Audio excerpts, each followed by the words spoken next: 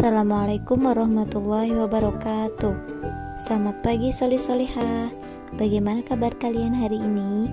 Semoga kalian semua dalam keadaan sehat ya, dan tetap semangat walaupun belajar dari rumah. Sebelum pembelajaran dimulai, mari kita awali dengan bacaan basmalah ya. Bismillahirrahmanirrahim.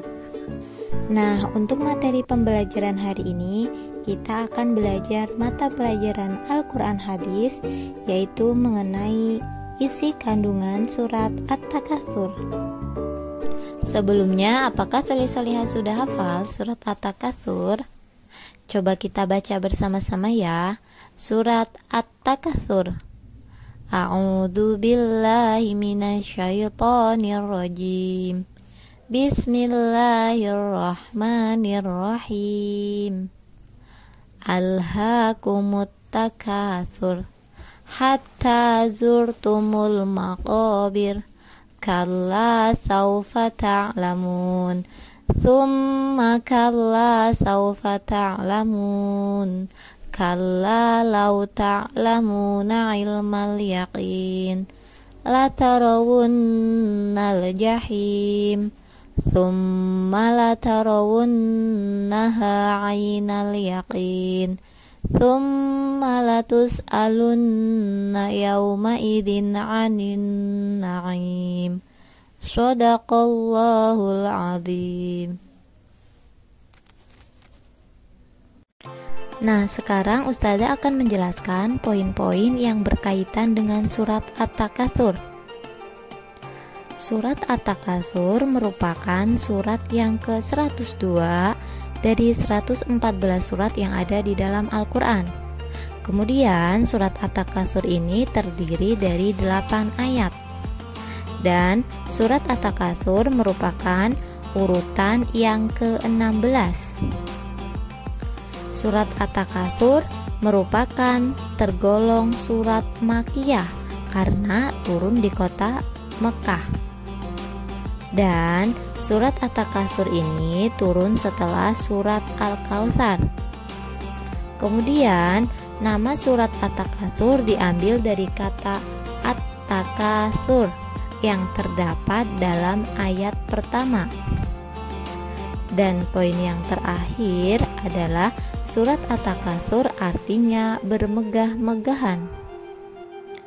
Untuk selanjutnya adalah isi kandungan dari surat At-Takatsur. Nah, apa saja sih isi pokok kandungan dari surat At-Takatsur itu?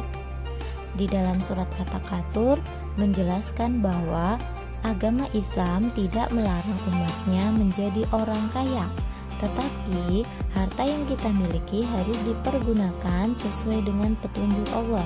Jadi, tidak ada larangan bagi kita untuk menjadi orang kaya. Yang terpenting, harta yang kita miliki, kita bisa menggunakan dengan sesuai petunjuk Allah. Harta itu untuk bersedekah atau untuk berbuat kebaikan kepada sesama manusia. Yang kedua, kita dilarang untuk hidup yang bermegah-megahan, hidup yang bermewah-mewahan. Karena dengan hidup yang bermewah-mewahan akan membuat kita menjadi lalai atau lupa untuk beribadah, lupa untuk sholat, dan lupa untuk berbuat kebaikan. Dan yang terakhir, bahwa semua manusia akan dimintai pertanggungjawaban oleh Allah atas perbuatannya di dunia yang berkaitan dengan harta yang kita miliki. Jadi kita nanti akan dimintai pertanggungjawaban oleh Allah mengenai harta yang kita miliki. Harta yang kita miliki untuk apa? Untuk bersedekah atau untuk bermewah-mewahan saja? Nanti semua akan dipertanggungjawabkan di akhirat kelak. Nah, kemudian apa saja hikmah yang terkandung dalam surat At-Takatsur itu? Hikmah yang pertama, kita tidak boleh membangga-banggakan harta yang kita miliki.